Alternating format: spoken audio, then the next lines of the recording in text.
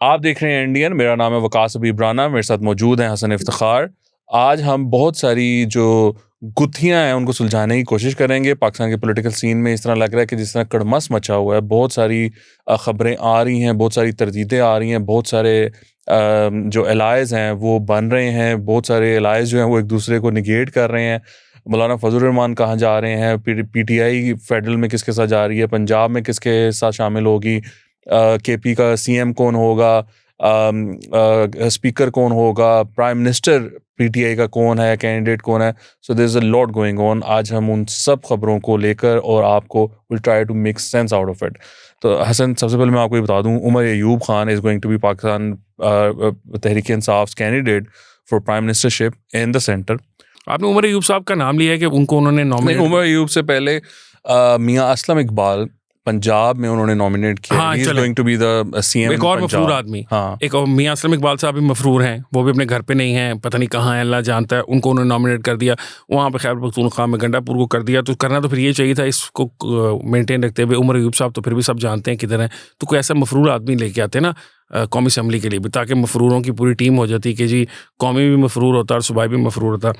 अब उमर अयूब खान साहब जो हैं उनको उन्होंने नॉमिनेट किया, इसी तरह उन्होंने असलम इकबाल साहब को नॉमिनेट वो किया। रिवॉर्ड कर रहे हैं ना जो मफरूर हैं, उसका मतलब ये है कि उन पे केसेस हैं और वो पुलिस से और एजेंसी से छुपे हुए हैं। तो खान साहब उनको रिवॉर्ड कर रहे हैं कि वो खड़े रहे इमरान खान साहब के साथ। कोई चीफ मिनिस्टर का ओहदा या प्राइम मिनिस्टर का ओहदा, दोनों जो हैं वो आपको किसी किस्म की इम्यूनिटी नहीं देते।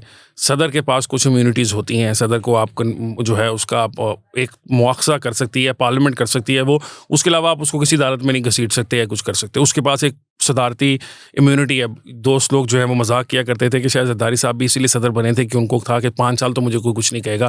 खैर फ़ायदा उनको फिर भी नहीं हुआ था। तो इन सारे ऑफिस में इम्यूनिटी तो कोई भी नहीं है।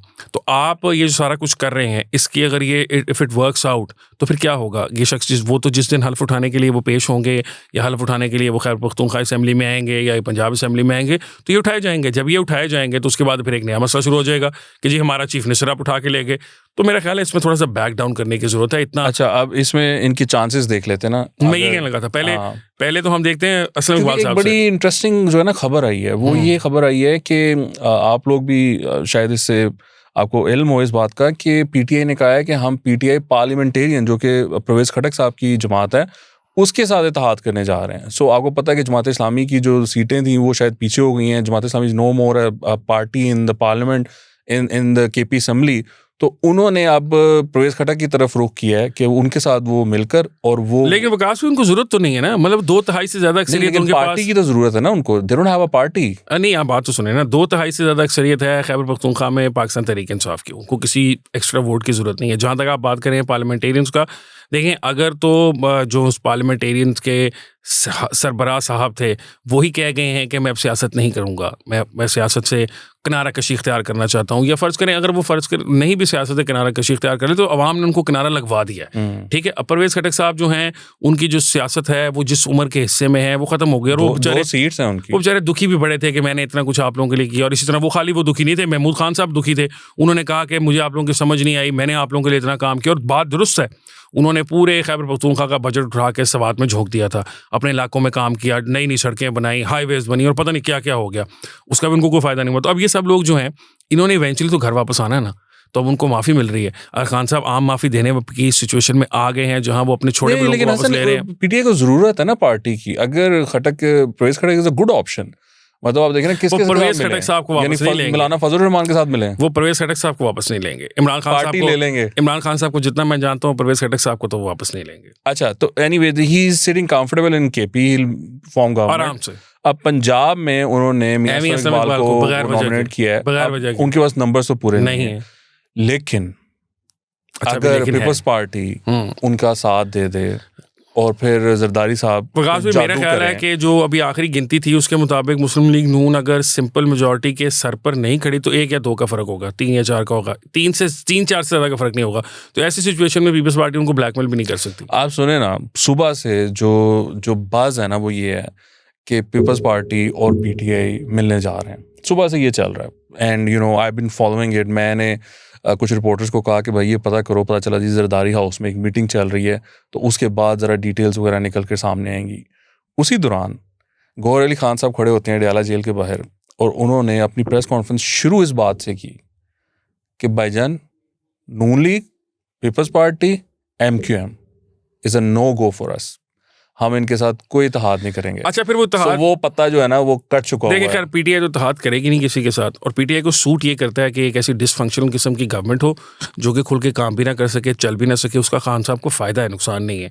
और अगर पीटीआई एक पॉलिटिकल पार्टी होती जिस तरह नॉर्मल पॉलिटिकल पार्टीज दुनिया भर में होती हैं, तो वो शायद फिर इत्तेहाद करने के बारे में सोचती है, और फिर नेशनल अलायंस भी बनता है, मियां नवाज शरीफ साहब के खिलाफ दोनों ही इकट्ठे हो जाते हैं। लेकिन तो हसन आप ये देखें ना कि अब वो पंजाब तो फारिग हो गया, मतलब पंजाब इज़ विद PMLN, वहाँ पे कुछ गड़बड़ नहीं होगी। सेंटर में देयर वाज अ चांस कि आप पीपल्स पार्टी के साथ अगर मिल जाते तो you could have form government in the centre PTI के लिए, लेकिन PTI ने वो नहीं किया। अब ये मुझे बताएं कि इज इट अ असूली मौक़िफ़ और PTI is actually afraid to make a government? देखें, जो भी पहली बात तो ये है कि खान साहब कैसे एक्सेप्ट करेंगे कि उनकी जगह वज़ीर आज़म हाउस की कुर्सी पे को और बैठ गया नॉन इमरान खान। पहली बात तो ये है, वो इमरान खान साहब बर्दाश्त नहीं करेंगे। तहरीक साहब का वज़ीर आज़म सिर्फ इमरान खान हो सकता है और कोई नहीं हो सकता। दूसरी बात ये है कि अब आने वाले दिनों के अंदर, अभी इसी साल हमने तकरीबन $27 बिलियन की रीपेमेंट करनी है, $27 बिलियन की। इसका मतलब मांगे तांगे का काम है, आपने दुनिया भर से मांगने हैं, जाके आपके पास तो है नहीं पैसे। तो ये सारा जो काम है, खान साहब क्यों चाहेंगे कि वो ये सारी, एक तो वो खुद भी वज़ीर आज़म नहीं है और फिर उनकी पार्टी जो है वो इस मुश्किलात में फंसे। और देखें, PDM या मुस्लिम लीग नून को one of the biggest damage जो हुआ वो पिछले 18 महीने की इनकी हुकूमत थी, जिसमें इन्होंने महंगाई की। ऑब्वियसली IMF प्रोग्राम्स के तहत हुकूमत तो हुकूमत होती है ना, पावर तो पावर होती नहीं, है ना वो यार। देखें अगर मियाँ साहब was not the prime minister, उनके भाई प्राइम मिनिस्टर थे ना, he paved some ways for him, मतलब वो वापस आए हैं। देखें विकास भाई, आप मुझे ये बताएं ना कि अगर आपकी बात को मैं कंटिन्यू करूं तो फिर तो मियाँ साहब को खुद वज़ीर आज़म बनना चाहिए। नहीं, आप इमरान खान पे रहे ना, इमरान दोनों की मैं आपको ये कह रहा हूँ कि दोनों की वज़ीर आज़मशिप ना लेने के पीछे जो सबसे बड़ी रीज़न है वो ये है कि इस किस्म के डिसफंक्शनल सेटअप के अंदर जो भी वज़ीर आज़म बनेगा वो सारा वक्त लोगों की मिन्नतें तरले करेगा। आपको याद है कि शहबाज शरीफ साहब जब वज़ीर आज़म थे तो वो कहा करते थे कि मैं इस्लामाबाद इसलिए नहीं जाता क्योंकि वहाँ पाकिस्तान पीपल्स पार्टी के जो लोग हैं वो लिस्टें लेके बैठे होते हैं, मैं जो इस्लामाबाद घुसता हूँ अपनी कुछ डिमांड लेके आ जाते हैं कि इसको वज़ीर लगा दो, इसको इस महकमे का सरबराह लगा दो। और ये फैक्ट है कि पाकिस्तान पीपल्स पार्टी ने ऐसे ऐसे लोगों को पंजाब में भी, जो उनके यूनियन काउंसिल लेवल के लोग थे, उनको भी पंजाब के अंदर केयर ऑफ देयर पीपल, मतलब कि अब नून लीग अगर नहीं अपने लोगों का ख्याल करती तो पाकिस्तानी है, अगर किसी बेचारे को नौकरी मिल गई अब है, ये नून लीग वाले तो पे फिर हमने पिछले प्रोग्राम में भी बात की थी कि हम इसके ऊपर एक अलग प्रोग्राम करेंगे जिसमें हम ये डिस्कशन करेंगे कि जो नून लीग है उसका क्या फ्यूचर है और वो क्या करती है, क्या नहीं करती। हाँ, हम नहीं भूले ना। इस पॉडकास्ट से पहले भी हम यही बात कर रहे थे कि we have to discuss that and will do that. लेकिन क्या करें, यहाँ पर एक न्यूज़ साइकिल एक ऐसा चल रहा होता है, ऐसी खबरें आ रही थी तो we have to discuss this.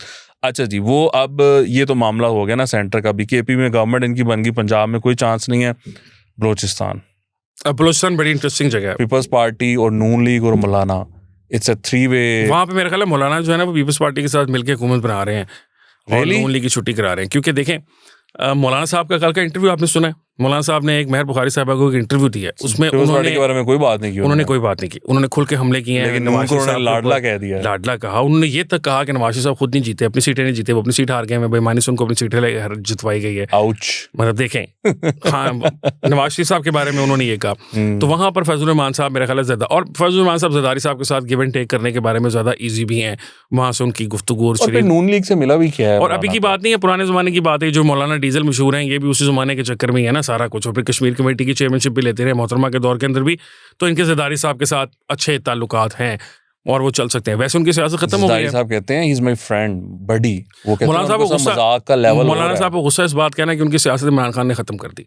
मौलाना साहब का जो रिलीजियस वोट था वो इमरान खान के हाथ की तस्बीह और इय्याका नअबुदु व इय्याका नस्तईन ने उसमें से 40% तो इमरान खान को दिलवा दिया। ठीक है, वो जो बिल्कुल आउटरेजियसली रिलीजियस लोग नहीं हैं, उनके लिए इमरान खान एक बहुत बड़ा रिलीजियस सिंबल है। ठीक है, वो सारी चीज़ें तमाम रिलीजन को वो इस्तेमाल करते हैं, या वो रिलीजियस हैं भी, वो नमाजी भी हैं, वो अल्लाह मियां से डरते भी हैं, वो रियासत मदीना भी बनाना चाहते हैं, तो बहुत ज़्यादा वोट बैंक वहाँ चला गया। अच्छा, मैं आपको एक मुबारकबाद दे दूँ। जी खैर मुबारक।